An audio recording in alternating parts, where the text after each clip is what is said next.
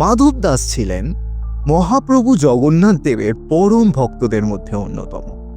দিনরাত তিনি মহাপ্রভুর নামগান করে কাটাতেন। আপনজন বলতে তার কেবলমাত্র একজনই ছিলেন, মহাপ্রভু জগন্নাথ দেব। এক সময় এই মাধব দাস প্রবল অসুস্থ হয়ে পড়েন, এমনকি রোগ শয্যা থেকে উঠবার পর্যন্ত তার ক্ষমতা ছিল না। ভক্তের এরূপ করুণ দশায় প্রভু কিভাবেই বা শান্ত থাকতে পারে? তাই স্বয়ং প্রভু মানব বেশে মাধব দাসের সেবার কাজে নিযুক্ত হন।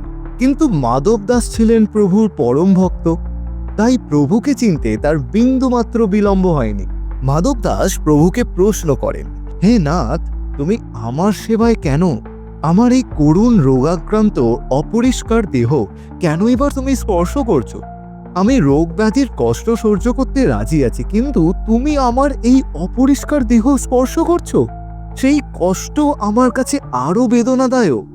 তুমি তো জগতের পালনকর্তা, চাইলে নিমেষেই আমার শরীরের সমস্ত রোগ ব্যাধি নিরাময় করে দিতে পারো।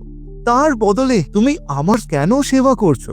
এরপরেই মাধব দাসের সামনে জগন্নাথ দেব তার নিজ রূপে আবির্ভূত হন। তিনি মাধব দাসকে বলেন যে, হে মাধব দাস, তুমি সত্যিই আমার পরম ভক্ত, যে আমাকে এক নিমেষেই চিনে ফেলেছ।